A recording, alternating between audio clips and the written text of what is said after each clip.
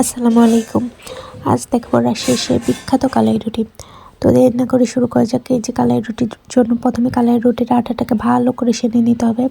তারপর এই যে কিছু খড় নিয়ে শিঙ্গট নিয়ে ভালো করে চুলায় জাল ধরিয়ে দিতে হবে।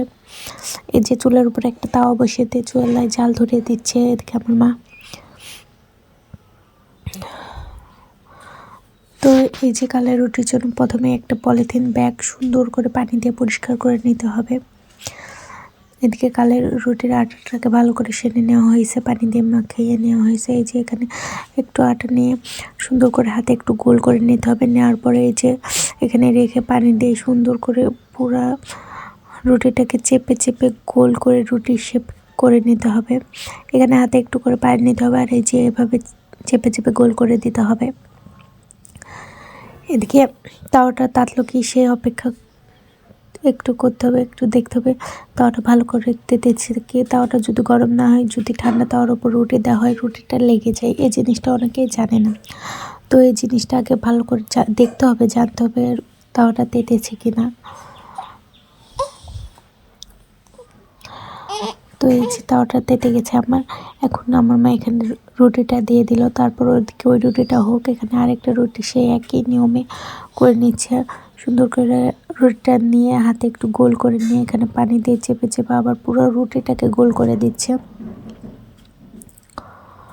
তো এই যে দেখুন রুটিটা কি সুন্দর গোল হয়ে গেল।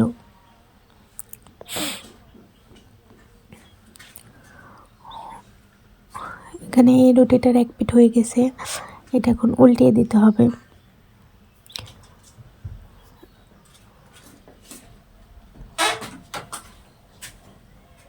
এই যে রুটিটা কি সুন্দর উল্টে দিলে, এক পিঠ লাল হওয়ার পর রুটিটা উল্টে দিতে হবে।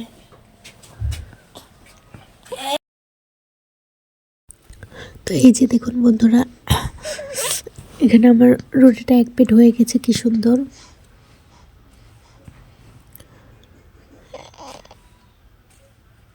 এই জালটা ভালো করে দিতে হবে, নাহলে রুটিটা কাঁচা কাঁচা হবে।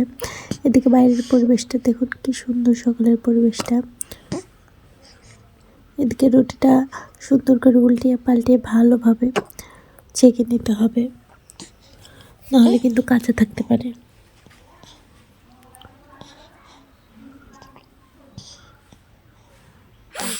এই যে